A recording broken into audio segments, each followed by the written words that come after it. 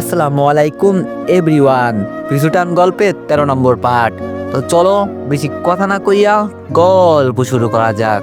Speedboat থেকে নিচে নামতে রাধিকা বলল, রিমি ম্যাডামকে নিয়ে আয়, আমরা বাসে গিয়ে বসি। এই কথা বলে সবাই চলে গেল। আমি রিমি ম্যাডামের দিকে হাত বাড়িয়ে বললাম, আসেন আপনি। কিন্তু রিমি ম্যাডাম এবার নিজে নিজে দাঁড়িয়ে বলল, আমার কারো সাহায্যের দরকার নাই, আমি একা একা যেতে পারবো। এই কথা বলে উনি নিচে নামলেন, কিন্তু নিচে নেমে বেশিক্ষণ দাঁড়াতে পারে নাই। উনি যে নিজে নিজে দাঁড়াতে পারবে না এটা আমি ভালো করেই জানি। এজন্য আমি উনার কাছে এগিয়ে গেলাম, আর উনি আমার উপর এসে পড়লেন। একেবারে দুই হাত দিয়ে আমাকে জড়িয়ে ধরলেন। জীবনে প্রথম রিমি ম্যাডাম আমাকে জড়িয়ে ধরলো। কি বলবো, আমার ভিতর থেকে আলাদা একটা ফিলিংস আসছে। আমি ওনার হাত ধরে বললাম, আমাকে ধরে যেতে পারবেন তো, নাকি কোলে নিতে হবে? উত্তরে রিমি ম্যাডাম বলল, না এখন যেতে পারবো, সমস্যা নাই, তুমি হালকা একটু সাহায্য করো তাহলেই হয়ে যাবে। রিমি ম্যাডামের হাত ধরে বাসের ভিতরে নিয়ে গেলাম। সেই দিনের মতো সবাই সবার জায়গায় বসে গেছে, শুধু দুইটা সিট ফাঁকা পড়ে আছে। আর এগুলো যে রাধিকা ইচ্ছা করে করেছে এটা আমি ভালো করেই জানি। রিমি ম্যাডামকে জানালার পাশে দিয়ে আমি ওনার পাশে গিয়ে বসলাম। বাস তার গতিতে চলতে লাগলো, আর এইদিকে বাস যত সামনে যাচ্ছে তত যেন অন্ধকার ঘনিয়ে আসছে। হঠাৎ রিমি ম্যাডাম বলল, রিফাত একটা হেল্প করবে? আমি রিমি ম্যাডামের দিকে তাকিয়ে বললাম, জি বলেন, কি করতে হবে? রিমি ম্যাডাম বলল, আমার না খুব ঘুম পেয়েছে, আমি কি তোমার কাঁধে মাথা রেখে ঘুমাতে পারি? ভদ্রতার খাতিরে বললাম, ঠিক আছে ঘুমিয়ে পড়েন। আমার কথা শুনে মনে হচ্ছে উনি বেশ খুশি হয়েছেন, আর উনি আমার কাঁধে মাথা রেখে ঘুমাতে লাগলো। রাধিকা দূর থেকে ইশারা করে বলল, তোদের তো পারফেক্ট মানিয়েছে, ভালো ভালো চালিয়ে যাম। আমি রাধিকার দিকে চোখ ঘুরিয়ে বললাম, আগে বাসায় যাই, এরপর তোরে বুঝাবো, এই বলে দিলাম। দেখতে দেখতে আমিও সিটে হেলান দিয়ে ঘুমিয়ে গেলাম। কিন্তু হঠাৎ করে ঘাড়ে গরম কিছু অনুভব করার কারণে ঘুম ভেঙে গেল। চোখ খুলে তাকিয়ে ঘাড়ের দিকে নজর দিলাম, এতটা গরম লাগছে কেন? রিমি ম্যাডামের কপালে হাত দিয়ে দেখি ওনার শরীর গরম হয়ে গেছে। আরে যা, রিমি ম্যাডামের শরীর তো জ্বরে পুড়ে যাচ্ছে। মেয়েদের এই একটা সমস্যা, অল্প কিছু আঘাত পেলেই ওদের শরীর খারাপ হয়ে যায়। এখন আবার ডাক্তার পাবো কই? রাত 2টা বেজে গেছে। এইদিকে আবার বাসার সামনেও চলে আসছি। রাধিকাকে ডেকে তুলে বললাম, ওই দেখতো, ম্যাডামের শরীর তো জ্বরে পুড়ে যাচ্ছে। রাধিকা আমার কথা শুনে সিট থেকে উঠে রিমি ম্যাডামের গায়ে হাত দিয়ে বলল, ও মাই গড, ওনার শরীর তো জ্বরে পুড়ে যাচ্ছে, এখন কি হবে? তুই আগে দেখিস নাই? এখন তো কোনো দোকান খোলা পাওয়া যাবে না। আমি বললাম, আরে আমি কি জানতাম যে এমন হবে, আমি নিজেই তো ঘুমিয়ে গিয়েছিলাম। ড্রাইভার আমাদের বাসার সামনে গাড়ি থামিয়ে বলল, এটা কাদের বাসার ঠিকানা? রাধিকা বলল, একটু রাখেন, আমরা নামছি। আমি রিমিকে কোলে নিয়ে বাস থেকে নামলাম। মনে মনে বলছি, ওর শরীর তো জ্বরে পুড়ে যাচ্ছে, আবার কিছু হবে না তো? এক বিপদ যেতে না যেতে আরেক বিপদ এসে হাজির। আমি রিমিকে নিয়ে ওর রুমে শুইয়ে দিলাম। রিমিকে নিচে রাখতেই রাধিকা বলল, এখন তাহলে কি করবি? ম্যাডাম তো ঘুমিয়ে আছেন। আমি বললাম, যা করার সকালে করতে হবে, এখন কি করলে ওনার জ্বর কমবে তাই বল। রাধিকা বলল, তুই গিয়ে ঘুমিয়ে পড়, আমি ওনার মাথায় জলপট্টি দিচ্ছি। আমি বললাম, না তার আর দরকার নেই, আমি আসি, তুই যা। রাধিকা আমার মাথায় হাত দিয়ে বলল, এই না হলে প্রকৃত স্বামী, তাহলে তুই থাক, আমি গেলাম। এই কথা বলে রাধিকা চলে গেল। রিমির মাথায় জলপট্টি দিচ্ছি আর ওর দিকে তাকিয়ে আসি। যতবার ওর দিকে তাকাই আমি, নজর এড়াতে পারি না। আচ্ছা, রিমিকে আমি মন থেকে পছন্দ করি? আরে না না, আমি এইসব কি বলছি? ওকে আমি আমার মন থেকে পছন্দ করব কেন? যেই মেয়ে প্রতিশোধ নেওয়ার জন্য সবসময় আমার পিছনে পড়ে থাকে, তাকে কিভাবে আমি পছন্দ করব? আর যদি পছন্দ নাই করতাম তাহলে এই রাতে না ঘুমিয়ে আমি ওর সেবা করছি কেন? কি জানি আমার এখন কি হয়েছে, কিছুই তো বুঝতে পারছি না। তবে আর যাই করি, রিমিকে আমি আমার চোখের সামনে এভাবে অসুস্থ অবস্থায় দেখতে পারবো না। রিমির পাশে বসে কখন যে ঘুমিয়ে গেলাম এটাই বলতে পারি না। যখন ঘুম ভাঙলো তখন দেখি রিমি ম্যাডাম আমার দিকে তাকিয়ে আছে, আর ওর একটা হাত আমার মাথায়। আমাকে দেখে রিমি বলল, কখন থেকে এখানে আছেন? আমি বললাম, এইসব শুনে আপনার লাভ নেই, এখন বলেন শরীর ঠিক আছে? রিমি ম্যাডাম বলল, হালকা ঠিক আছে, কিন্তু শরীর এখনো ব্যথা করছে। আমি বললাম, এত বড় হয়েছে আবার দেখে শুনে চলাচল করতে পারে না, আজকে যদি আপনার কিছু হয়ে যেত? রিমি বলল, আমার কিছু হলে তো তোমার আরো বেশি ভালো, তুমি তো এটাই চাইতে।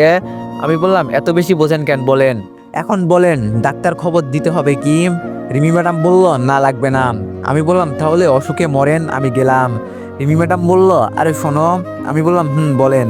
রিমি বলল, আমাকে একটু ধরে ওয়াশরুমে নিয়ে যাবে। আমি বললাম, রাধিকাকে ডাক দিই, দাঁড়ানো আসবে। রিমি বলল, না তার দরকার নেই, আমি বাইরের কোনো মানুষকে ডাকতে চাই না। আমি বললাম, বাইরের কোনো মানুষকে ডাকতে চান না তো আমি কি বাইরের মানুষ না? রিমি বলল, এত প্রশ্ন করো কেন, যেটা বললাম সেটা করো। আমি রিমি ম্যাডামকে শক্ত করে ধরে বললাম, আসেন দেখিয়েন, আবার নিচে পড়েন না। রিমি ম্যাডাম আমাকে শক্ত করে ধরল। ওয়াশরুমের কাছে দিয়ে আমি দরজার বাইরে চলে গেলাম। অনেকক্ষণ দাঁড়িয়ে থাকার পর রিমি ম্যাডাম দরজা খুলে আমার হাত ধরে বের হলো। আমি ওনাকে বিছানার কাছে নিয়ে গেলাম। রিমি ম্যাডাম বিছানায় বসে বলল, আমার ব্যাগে 2টা কাগজ আছে, ওগুলো একটু বের করো। আমি রিমি ম্যাডামের কথা শুনে কাগজগুলো বের করলাম। রিমি ম্যাডাম বলল, কাগজগুলো একটু ভালো করে দেখো তো। আমি ওনার কথা শুনে কাগজগুলো দেখতে লাগলাম। একটা হলো আমাদের ডিভোর্স লেটার, আরেকটা হলো সেই দিন অফিসে আমি একটা কাগজে সাইন করছিলাম না, সেটাই। রিমি ম্যাডাম এবার বলল, এগুলো একটু ছিঁড়ে ফেলো তো। আমি কাগজগুলো বিছানার উপর রেখে বললাম, হঠাৎ করে কি আপনার মাথাটা গেছে যে এইসব কথা বলছেন? রিমি ম্যাডাম নিজ হাতে কাগজগুলো নিয়ে সবগুলো ছিঁড়ে ফেলল আর বলল, যেগুলোর দরকার নেই সেগুলো রেখে আমি আর কি করব? আমার এখন এইসব দরকার নেই, এখন আমার কাগজে সাইন করা মানুষটাকে খুব দরকার, তাকে হলেই হবে। রিমি ম্যাডামের কথার মানে আমি ভালো করেই বুঝেছি যে উনি কি বলতে চান। আমি ওনার কথায় কান্না দিয়ে বললাম, আপনি থাকেন, আমি রুম থেকে ফ্রেশ হয়ে আসছি। রুমে গিয়ে ফ্রেশ হয়ে নিচে নামলাম। রাধিকার সাথে টেবিলে বসার পর রাধিকা বলল, এখন রিমি ম্যাডামের অবস্থা কেমন রে, অফিসে তো যেতে পারবে নাকি? আমি বললাম, না রে, আজকে মনে হয় না আর যেতে পারবেন। রাধিকা বলল, তাহলে তো আমাদের যেতে হবে। এক কাজ কর, আজকে তুই অফিসে যা, রাতে তুই এমনি ম্যাডামের পাশে ছিলি, এখন আমি থাকি, তুই যা। আমি বললাম, আচ্ছা ঠিক আছে। নাস্তা শেষ করে আমরা রিমি ম্যাডামের রুমে নাস্তা নিয়ে গেলাম। রিমি ম্যাডাম আমাদের দেখে বলল, খেতে ইচ্ছে করছে না। রাধিকা বলল, না খেলে তো হবে না, খেতে তো হবেই ম্যাডাম। আর রিফাত, তুই অফিসে যা, যাবার সময় এক ডাক্তারকে বলে দিবি যে বাসায় আসার জন্য। আমাদের কথা শুনে রিমি ম্যাডাম বলল, রাধিকা আমি একটা কথা বলি, আমার কথাই কিছু মনে করবে না আবার? রাধিকা বলল, জি ম্যাডাম বলেন। রিমি ম্যাডাম আস্তে করে বলল, তুমি আজকে অফিসে গিয়ে সবকিছু একটু সামলে নিও, কালকে থেকে আমি যাব। আর ও থাকুক, কাছের মানুষ থাকলে আলাদা একটু শান্তি লাগে মনে। রাধিকা হাসি দিয়ে আমার দিকে তাকিয়ে বলল, ঠিক আছে কাছের মানুষ, আপনি থাকেন কেমন, আমি গেলাম, আর ওনার খেয়াল রাখবেন। এই কথা বলে রাধিকা রুম থেকে চলে গেল। আমি গিয়ে রিমির পাশে বসে বললাম, নেন ম্যাডাম, এখন খেয়ে নেন, অনেক বেলা হয়ে গেছে। রিমি ম্যাডাম বলল, খেতে ইচ্ছে করছে না, তবে যদি তুমি খাইয়ে দাও তো খেতে পারি। আমি বললাম, সরাসরি বললেই তো হয়, এত নাটকের কোনো দরকার আছে? রিমি ম্যাডাম বলল, আমি নাটক করি না। আচ্ছা ঠিক আছে, তোর খাবার তুই খা, আমি খাবো না। এই দেখেন, ডাকের ঠেলায় এখন তুই করে বলছে। আমি প্লেট থেকে খাবার হাতে নিয়ে এগিয়ে দিয়ে বললাম, নেন খান। রিমি ম্যাডাম মুখ অন্যদিকে ঘুরিয়ে বলল, না আমি খাবো না। আমি রিমি ম্যাডামের মুখে হাত দিয়ে বললাম, নেন খেয়ে নেন, না খেলে আরো বেশি অসুস্থ হয়ে যাবেন। আমার কথা শুনে রিমি ম্যাডাম হাঁ করে খেতে লাগলো। খাবার শেষ হতেই উনি আমাকে জড়িয়ে ধরে কান্না করতে লাগলেন। বুঝলাম না এখন আবার কান্না করছে কেন, হাত দিয়ে ধরতেও পারছি না। কি করব ভেবে না পেয়ে ওনার মাথায় হাত দিয়ে বললাম, কি হয়েছে বলবেন তো, এভাবে কান্না করছেন কেন? রিমি ম্যাডাম আস্তে আস্তে বলল, কার উপর আমি এতদিন অত্যাচার করেছি, যে আমাকে সব সময় সব বিপদ থেকে বাঁচিয়ে এনেছে, আজকে আমি তার কারণে বেঁচে আছি, আর আমি কিনা তাকে এইসব বলছে আর উনি কান্না করছে। আমি ধীরে ধীরে ওনাকে ছাড়িয়ে বললাম, হয়েছে, এত কান্না করতে হবে না, আমি তো আছি চোখের সামনে। রিমি ম্যাডাম চোখের পানি মুছে বলল, কলকাটার ছুরিটা একটু নিয়ে আসো তো। আমি বললাম, কি করবেন এখন আবার? রিমি ম্যাডাম বলল, আরে তোমাকে যেটা বললাম সেটা করো। আমি রিমি ম্যাডামের কথা মতো কলকাটা ছুরিটা ওনার হাতে দিয়ে বললাম, কি করবেন? রিমি ম্যাডাম ওইটা আমার হাতে দিয়ে বলল, আমাকে তুমি নিজ হাতে মেরে ফেলো, আমার এখন আর বাঁচতে ইচ্ছা করে না। আমি কতটা খারাপ নিয়ে একবার চিন্তা করে দেখো, নিজের ভালোর জন্য আমি আমার স্বামীকে মারতে চেয়েছিলাম, ওর সাথে কত কিছু করেছি, খুব বাজে মেয়ে আমি, আমাকে প্লিজ মেরে ফেলেন, আমি বাঁচতে চাই না। আমি ছুরিটা দূরে রেখে রিমি ম্যাডামের চোখের পানি মুছে দিয়ে বললাম, এত কান্না করতে হবে না, এখন একটু ঘুমান। এর মাঝে আবার ডাক্তার চলে আসলো।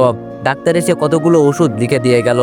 আমি রিমি ম্যাডামের রুম থেকে ওষুধগুলো আনতে বের হয়ে গেলাম। রিমি ম্যাডামের প্রতি এখন আমার একটা মায়া জন্ম নিয়েছে। জানি না এইসব কেন হয়েছে, তবে উনি কান্না করলে আমি সহ্য করতে পারি না। ভাবছিলাম 6 মাস পর হয়তো আমাদের ডিভোর্স হয়ে যাবে, কিন্তু রিমি ম্যাডাম ডিভোর্সের কাগজ ছিঁড়ে ফেললেন। আমি এখন এটা শিওর যে রিমি ম্যাডাম এখন আমাকে মন থেকে চাই। জানি না সামনে কি হবে, তবে এর আগে ওনাকে মেনে নিলে হবে না, আগে দেখি উনি কতটুকু দূরে এগিয়ে যেতে পারে। ওষুধ নিয়ে রুমে গেলাম, গিয়ে দেখি উনি ল্যাপটপে বসে অফিসের কাজ করছেন। আমি ওনার হাত থেকে ল্যাপটপটা নিয়ে বললাম, এত অফিসের কাজ করতে হবে না, আগে একটু সুস্থ হন, পরে কাজ করবেন। রিমি ম্যাডাম বলল, কিন্তু এটা একটা গুরুত্বপূর্ণ কাজ। আমি বললাম, কাজের গুল্লি মারেন, অনেক কাজ করতে পারবেন, আগে একটু সুস্থ হয়ে নেন, ঠিক আছে? রিমি ম্যাডাম কিছু বলছে না, শুধু আমার মুখের দিকে তাকিয়ে আছে। আমি ওয়াশরুমে গিয়ে এক বালতি পানি নিয়ে আসলাম। রিমি ম্যাডামের ওড়না টান দিয়ে নিয়ে ওইটা ভিজিয়ে ওনার হাত পা মুছে দিতে লাগলাম। রিমি ম্যাডাম কিছু বলছে না, শুধু চুপচাপ আমার মুখের উপর তাকিয়ে আছে। কেউ কিছু বলছে না দেখে আমি এগিয়ে বললাম, এখন কেমন লাগছে ম্যাডাম? আমার কথা শুনে রিমি ম্যাডাম হাসি দিয়ে বলল, এখন আমার শরীর একদম ঠিক হয়ে গেছে মনে হয়। এখন আর সুস্থ না হয়ে যাবে কোথায়? কাছের কেউ যে আমাকে সেবা করছে। আমি বললাম, বুঝলাম না কি বলছেন। রিমি ম্যাডাম বলল, এত বুঝতে হবে না, আপনি নাস্তা করছিলেন সকালে? আমি বললাম, করছিলাম ম্যাডাম। রিমি ম্যাডাম বলল, শোনেন, আজ থেকে আমাকে আর ম্যাডাম বলবেন না। আমি বললাম, আপনি আমার অফিসের বস, আমি আপনাকে ম্যাডাম বলবো না তো কি বলবো? রিমি বলল, বস হলাম অফিসে, বাসায় তো আমি আপনার বস না, আমাকে নাম ধরে বলবেন। আমি বললাম, ঠিক আছে, চেষ্টা করব। রিমি বলল, চেষ্টা করলে তো আর হবে না, বলতে হবে। আমি বললাম, ঠিক আছে, বলবো। রিমি বলল, আচ্ছা, আপনার নামের শেষের পদবি কি? আমি বললাম, মোহাম্মদ রিফাত ইসলাম। এত কিছু দিয়ে কি করবেন শুনি? রিমি বলল, এখন থেকে আমাকে বলবেন রিমি ইসলাম। আমি বললাম, শোনেন, এত কথা আমার পছন্দ নয়, আপনি এখন ঘুমান, আমি আমার রুমে গেলাম। এমনি রাতে ঘুমাতে পারি নাই, এখন একটু ঘুমাতে হবে। আমি চলে যাব, তখন রিমি আমার হাত ধরে ফেললো।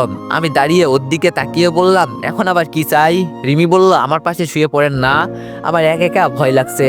আমি ওর থেকে হাত ছাড়িয়ে বললাম, ভয় লাগবে না, আমি পাশের রুমে আসি, যদি কোনো প্রয়োজন হয় তাহলে আমাকে ডাক দিবেন, ঠিক আছে? রিমি বলল, প্লিজ আমাকে রেখে যাবেন না, এমনি আমি অসুস্থ।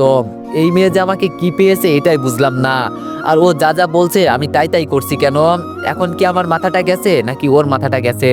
কিছুই তো বুঝতে পারছি না। কি আর করব, ওর কথা তো আর ফেলতে পারি না। আমি রিমির পাশে বসে বললাম, ঠিক আছে, আপনার কথা রাখলাম, তবে আমার থেকে কিন্তু দূরে থাকবেন, এটা মনে থাকে জানো। রিমি আমার কথা শুনে খুশি হয়ে বলল, আচ্ছা ঠিক আছে। এই যে মাঝখানে একটা কোলবালিশ রাখলাম। আমি বিছানায় শুতেই আপু কল দিল, এজন্য আমি আবার বিছানায় বসে আপুর কল রিসিভ করলাম। ওপাশ থেকে আপু বলল, কি রে রিফাত, তুই কোথায় আসোস এখন? আমি কিন্তু আজকে চলে যাব, আর তুই আসবি কোন দিন? আমি বললাম, আসলে আপু কাহিনী তো একটা হয়ে গেছে। আপু বলল, কাহিনী একটা হয়ে গেছে মানে? তুই কি বলতে চাস? আমি বললাম, আপু আমি তো চলে আসতে চেয়েছিলাম, কিন্তু অফিসের সবাই আমাকে ধরে নিয়ে আসছে, চাকরি নাকি আমাকে করতেই হবে। আর ওরা বলছে আজকে থেকে ম্যাডাম আমাকে কিছু করতে পারবে না, ওরা সবাই নাকি আমার সাথে আছে। আপু বলল, দাঁড়া, এভাবে তুই আসবি না, আমি এসে তোরে নিয়ে যাব। এখন তো তুই এসব বুঝবি না, যখন ওই মেয়ে তোরে একা পেয়ে মেরে ফেলবে তখন বুঝবি। এইদিকে রিমি আমাদের কথা সব শুনছে, যেতেও পারছি না এখান থেকে। বিপদ আসলে একদিক থেকে আসে না, সব দিক থেকেই আসে। আপু আবার বলল, আমি এসেই কিন্তু তোরে নিয়ে যাব, তুই রেডি থাকিস। আমি বললাম, প্লিজ আপু, তোর আসতে হবে না, এখন আমি ভালোই আছি। বাড়িতে গিয়ে আর কি করব বল, এর থেকে এখানে চাকরি করি, এটাই ভালো হবে। আপু বলল, তোর যা ইচ্ছা হয় তাই কর, বিপদে পড়ে যদি আমাকে কল দিস না তাহলে কিন্তু তোর 12টা বাজাবো আমি, এই বলে দিলাম। এই কথা বলে আপু ফোনটা কেটে দিল। আপু ফোন কেটে দিতেই রিমি কান্না করে বলতে লাগলো, আজকে সবার চোখে আমি খারাপ মেয়ে হয়ে গেলাম, সবাই আমাকে নানান কথা বলে, মানছে আমি অপরাধ করছি, এজন্য সবাই আমাকে যা ইচ্ছা তাই কি বলবে। আমি রিমির হাত ধরে বললাম, এত ভেঙে পড়লে কি হবে? কি কি বলবে এটা তোমাকে শুনতে বলছি? যদি এতই তোমাকে খারাপ মনে করতাম তাহলে এখানে আর আমি আসতাম না, এজন্য মানুষের কথাই কান দিবেন না, ঠিক আছে? রিমি আমার হাত চেপে ধরে বলল, আপনি আমাকে বাবার কাছে নিয়ে যাবেন, আপনার সাথে গেলে বাবা হয়তো আমাকে মেনে নিবে, প্লিজ আমাকে আপনি ফিরিয়ে দিবেন না, দরকার পড়লে সারা জীবন আমি আপনার পায়ের কাছে পড়ে থাকবো, আমার উপর আপনার দয়াও করতে হবে না, শুধু থাকার মতো আমাকে একটু জায়গা দিবেন, আর কিছু লাগবে না। আমি বললাম, আচ্ছা এইসব বিষয় পরে চিন্তা করে দেখব, এখন একটু ঘুমান, ঠিক আছে? রিমিকে ছেড়ে একটা বালিশ নিয়ে শুয়ে পড়লাম, আর রিমি আমার থেকে বেশ একটু দূরত্ব বজায় রেখেই শুয়ে আছে। মন বলছে রিমিকে একটু জড়িয়ে ধরি, কিন্তু ও যদি কিছু বলে, এজন্য আর বেশি কিছু আশা না করে ঘুমিয়ে গেলাম। ঘুম থেকে উঠে দেখি রিমি আমার বুকে শুয়ে আছে, আর কোলবালিশ নিচে পড়ে আছে। রিমির চুল মুখ থেকে সরিয়ে ওর কপালে ছোট্ট করে একটা চুমু দিলাম। মানুষ ঠিক কথাই বলে যে একটা মানুষের মন যে কখন পরিবর্তন হয়ে যায় কেউ বলতে পারে না। আমার কাছে এখন এটা মনে হচ্ছে যে আমি ধীরে ধীরে রিমির প্রেমে পড়ে যাচ্ছি। বুঝলাম না আমার সাথে এমন হচ্ছে কেন। ধীরে ধীরে রিমিকে ছাড়িয়ে উঠে গেলাম। রিমির উপর থেকে কোনোভাবে আমার নজর সরছে না। হঠাৎ করে আমার নজর গেল বুকের উপর হালকা করে ঠোঁটের অনেকগুলো দাগ আছে। মনে মনে বললাম, পাগলি মেয়ে, বুকের ওপর কিস করে কি করছে। থাক, এখন আর ওকে ডেকে লাভ নাই। ও ঘুমাচ্ছে, ঘুমাক আরো। আমি আমার রুমে চলে গেলাম। গোসল করে রুম থেকে বের হলাম। রিমির রুমের সামনে গিয়ে দেখি রিমি দাঁড়িয়ে দাঁড়িয়ে হাঁটার চেষ্টা করছে। আমাকে দেখে বলল, দেখো রিফাত, আমি এখন হাঁটতে পারি। আমি বললাম, যাক, ভালোই হয়েছে, এখন আমাকে এত কষ্ট করতে হবে না, থাকো তুমি, আমি গেলাম। রিমি বলল, আরে শোনো শোনো। আমি বললাম, বলেন। রিমি বলল, আমি এখন বসে বসে কিছু অফিসের কাজ করব, আমাকে একটু সাহায্য করবে তুমি? আমি বললাম, আপনার কাজ নিয়ে আপনি বসে থাকেন, আমি এত কাজ করতে পারবো না, গেলাম আমি, থাকেন আপনি। এই কথা বলে আমি রিমির রুম থেকে বের হয়ে গেলাম। এখনো ভালো করে সুস্থ হয় নাই, আর এর মাঝেই কাজ শুরু করছে। রাতে সবাই মিলে খাবার খেতে গেলাম। খাবার টেবিলে রিমি ম্যাডাম বলল, আজকে সবাই সকাল সকাল ঘুমিয়ে পড়ো, কালকে আমাদের একটু সকালে অফিসে যেতে হবে, এমনি অফিসে অনেক কাজ জমা পড়ে আছে। রিমির কথা মতো রুমে চলে গেলাম। কালকে রাতে এত ঘুমাতে পারি নাই, কিন্তু আজকে তো ঘুমাতে হবে নাকি। বিছানায় শুয়ে ঘুমিয়ে গেলাম। সকালে ঘুম থেকে উঠে দেখি 8:10 হয়ে গেছে। তাড়াতাড়ি উঠে রেডি হয়ে রুম থেকে বের হলাম। নিচে নেমে দেখি রিমি ম্যাডাম আর রাধিকা আমার জন্য দাঁড়িয়ে আছে। আমাকে দেখে রাধিকা বলল, আমি এখন তোর রুমে যেতে চেয়েছিলাম, কিন্তু তার আগেই তুই চলে এলি, এখন একটু তাড়াতাড়ি কর। আমি বললাম, রাধিকা তোরা যা, আমি নাস্তা করে বের হচ্ছি। রাধিকা আমার কাছে এসে আমার হাত ধরে বলল, এখন নাস্তা করতে হবে না, এখন চল অফিসে গিয়ে নাস্তা করে নিস। রাধিকার কারণে ঠিকমতো নাস্তাও করতে পারি নাই। ও আমাকে বাসা থেকে টেনে বের করলো। বাইরে গিয়ে দেখি রিমি ম্যাডামের গাড়ি দাঁড়িয়ে আছে। রিমি ম্যাডাম গাড়ির দরজা খুলে আমাকে বলল, যাও ভিতরে গিয়ে বসো এখন। আমি বললাম, সরি ম্যাডাম, মাফ করেন, আমার এখনো এতটাও যোগ্যতা হয় নাই যে আপনার পাশে বসে যাব। রিমি বলল, দেখো রিফাত, এমনি অনেক সময় চলে গেছে, এখন প্লিজ একটু তাড়াতাড়ি করো, আমাদের বের হতে হবে। আমি হাসি দিয়ে বললাম, ম্যাডাম আপনারা যান, আমি রিক্সা করে চলে যাব, আর আপনি আমার অফিসের বস, আপনার পাশে বসে যাওয়া বেয়াদবি হবে। এই কথা বলে একটা রিক্সা ডাক দিলাম। আমি রিক্সায় ওঠার পর রাধিকা বলল, রিফাত, এটা কিন্তু তুই ঠিক কাজ করিস নাই। আমি বললাম, দেখ রাধিকা, কি ঠিক আর কি ভুল এটা আমাকে তো শেখাতে হবে না। এই মামা, আপনি জানতো, আমি আমার মতো রিক্সা দিয়ে যেতে লাগলাম, আর ওরা গাড়ি দিয়ে যেতে লাগলো। এত আগলা মায়া আমার ভালো লাগে না। আর আমি অন্য কারো সাহায্য নিয়ে কেন চলবো? আমার বাবার কি টাকা পয়সার অভাব আছে নাকি? অফিসের সামনে গিয়ে নেমে গেলাম। অফিসের ভিতরে গিয়ে আমি আমার ডেস্কে গিয়ে বসলাম। চেয়ারে বসার পর ভাবি বলল, ভাই তুমি একটা মানুষ বলতে হবে। ভাবির কথা শুনে আমি বললাম, এই কথাটা কেন বললেন ভাবি, আমি কি জানতে পারি? জবাবে ভাবি বললেন, এই শেষ পর্যন্ত মেনেই নিলেন, এত নাটক করার কি কোনো দরকার ছিল বলো তুমি? আমি বললাম, কে বলেছে আপনাকে এই কথা যে আমি ওকে মেনে নিলাম? আর আমার কি বুদ্ধি সদ্যি এতই কম যে আমি ওকে মেনে নিব? ভাবি বলল, তাহলে যে দেখলাম তখন। আমি বললাম, আরে ভাবি বাদ দেন না, এখন কাজ করেন, আমাকে নিয়ে আপনারা তো চিন্তা করতে হবে না, ঠিক আছে? আমার কথা শুনে ভাবি চুপচাপ কাজ করতে লাগলো। চেয়ারে বসার পর পিয়ন এসে বলল, স্যার ম্যাডাম আপনাকে ডাকছে। পিয়নের কথা শুনে আমি বললাম, আজকে কি আবার অফিস ঝাড়ু দিতে হবে নাকি? পিয়ন বলল, স্যার ম্যাডাম তো আমাকে তেমন কিছু বলে নাই, শুধু বলছে যে আপনি গিয়ে ওনার সাথে দেখা করতে। আমি বললাম, আচ্ছা ঠিক আছে, তুমি যাও, আমি আসছি। পিয়ন চলে যাওয়ার পর আমি চেয়ার থেকে উঠলাম। এখন আবার কি কাহিনী শুরু করে কে জানে। রিমি ম্যাডামের কেবিনের সামনে গিয়ে বললাম, ম্যাডাম আমি কি ভিতরে আসবো? রিমি ম্যাডাম আমার দিকে তাকিয়ে বলল, ভিতরে আসো তুমি। আমি ভিতরে গিয়ে দাঁড়িয়ে বললাম, কি করতে হবে ম্যাডাম আমাকে? কফি বানিয়ে আনতে হবে নাকি অফিস ঝাড়ু দিতে হবে? রিমি ম্যাডাম আমার কথাগুলো শুনে মনে হচ্ছে মন খারাপ করে ফেললো। কোনো কথা বলছে না, চুপচাপ আমার দিকে তাকিয়ে আছে। মনে হচ্ছে কান্না করে ফেলবে এমন অবস্থা হয়েছে। আমি দাঁড়িয়ে আছি দেখে রিমি ম্যাডাম বলল, বসো এখানে। আমি চেয়ারে বসার পর রিমি ম্যাডাম বলল, মন খুলে যত পারো অপমান করতে পারো, আমি তো অপমানিত হওয়ারই যোগ্য। আমি বললাম, আমার কথা শুনে যদি আপনি অপমানিত হন তাহলে এখানে আমার কিছু করার নেই ম্যাডাম। আর বিশেষ করে আমি আগে অফিসে যেই সব কাজ করতাম এখনো তো আমাকে তাই করতে হবে নাকি? রিমি ম্যাডাম বললাম, আমি কি তোমাকে একবারও বলছি যে তুমি পিয়নের কাজ করো? এই এক লাইন বেশি বুঝো কেন এটা তুমি বলো। আমি বললাম, ম্যাডাম আমি এক লাইন বেশি বুঝি না, এক লাইন বেশি বুঝেন তো আপনি, যার কারণে আজকে আপনার এই অবস্থা। যারা সত্য পথে কাজ করে, সবসময় মানুষের সাথে ভালো ব্যবহার করে, তারা সবসময় শান্তিতেই থাকে। অন্যের উপর অত্যাচার করে মানুষ আর কতদিন বাঁচবে? ওই কথাই আছে না, একদিন ঠিকই মানুষ বুঝবে, তবে সেটা সময় হারিয়ে। রিমি ম্যাডাম মাথা নিচু করে চুপ করে বসে আছে। আমি ওনার সামনে থেকে ফাইলটা নিয়ে দাঁড়িয়ে বললাম, ঠিক আছে ম্যাডাম, তাহলে আমি গেলাম, আমাকে তো আমার কাজ করতে হবে নাকি? গেলাম আমি। ফাইলটা নিয়ে আমি রিমি ম্যাডামের দিকে ফিরেও তাকিয়ে দেখি নাই। এত পীড়িত আমার ভালো লাগে না। আমি এখন আমার নিজের মতো চলবো। কে কি করলো আর না করলো এগুলো আমার দেখে লাভ নেই। ম্যাডামের কেবিন থেকে বের হয়ে পিছনে ফিরে তাকালাম। তাকিয়ে দেখি উনি বসে বসে কান্না করছে। আসলে আমার এইসব কথা বলা সত্যি উচিত হয় নাই, কিন্তু কি করব, যেগুলো বলার মতো সেগুলো তো বলতেই হবে নাকি। আমাকে তো পুরাতন সবকিছু ভুলে গেলে চলবে না। আমি কি ভুলে গেছি যে উনি অফিসের ভিতরে আমার সাথে কি কি করেছেন? তখন হয়তো একটু অসুস্থ ছিল, এজন্য ভালো ব্যবহার করছি, কিন্তু এখন তো ঠিক আছে নাকি। তবে আমার খারাপ ব্যবহার করার তেমন কোনো ইচ্ছাও নাই। আমি টাকা পাবো, কাজ করব। কে বস আর কে বউ এইসব দেখার সময় চলে গেছে। আজকে দেখতে দেখতে 5 দিন চলে গেল। আমিও এখন অফিসে গিয়ে চুপচাপ কাজ করি, কাউকে কিছু বলি না। আর রিমি ম্যাডাম ঠিক সেম ভাবেই কাজ করে। তবে ইদানিং উনি আমার খবর একটু বেশি রাখেন এই আর কি। আজকে অফিসে কাজ করতে কেন জানি ভালো লাগছে না, শরীরটা একটু দুর্বল হয়ে গেছে। ভাবছিলাম ম্যাডামের কাছ থেকে ছুটি নিব, কিন্তু ওনার কাছে গেলে আরো কিছুক্ষণ আমাকে বসিয়ে রাখবে। এর থেকে বরং বসে থাকি, এটাই ভালো। বসে আছি তখন আপু কল দিল। আমি ফোন রিসিভ করে বললাম, আপু বল। আপু আমাকে বলল, রিফাত তুই এখন কোথায়? আমি বললাম, এই তো আপু অফিসে। কেন, কি হয়েছে? আপু বলল, তোরে আমি একটা ঠিকানা দিচ্ছি, রেডি হয়ে আয়, আর একটু স্টাইল মেরে আসবি কিন্তু। আমি বললাম, কেন আপু, কি হয়েছে এটা তো বল। আপু বলল, তোর জন্য মেয়ে দেখেছি, আর তুই এই রেস্টুরেন্টে চলে আয়। আমি তোর জন্য একটা মেয়ে দেখেছি, এখন কথা বলে দেখি কি হয়, তুই একটু তাড়াতাড়ি আয় প্লিজ। আমি বললাম, আচ্ছা আপু ঠিক আছে, আমি আসছি, কিন্তু হঠাৎ করে মেয়ে দেখলি কেন?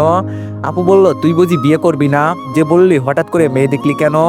একটা ডাইনির পাল্লায় পড়ে তো জীবনটা নষ্ট করলি, এখন যদি ভালো কিছু হয় তাহলে ভালো না বল? আমি বললাম, আপু এখন আমার বিয়ে করার কোনো ইচ্ছা নাই। আপু বলল, দিব একটা মাথায় তোর, এখন তাড়াতাড়ি আয়, কোনো কথা বলিস না। আমি বললাম, আচ্ছা ঠিক আছে, আমি আসছি, তুই একটু বস। আপু বলল, আর সাথে করে কিন্তু রাধিকাকে নিয়ে আসবি। আমি বললাম, ওকে আপু। কল কেটে দিয়ে রাধিকার কাছে গেলাম, গিয়ে দেখি ও খুব মনোযোগ দিয়ে কাজ করছে। আমাকে দেখে বলল, কিরে রিফাত, কাজ নাই? আমি বললাম, কাজ আছে, তবে এখন একটু বাইরে যেতে হবে, চল ম্যাডামের কাছে গিয়ে ছুটি নিয়ে আসি। রাধিকা বলল, বাইরে যাবি তো তুই যা, আমি যাব কেন?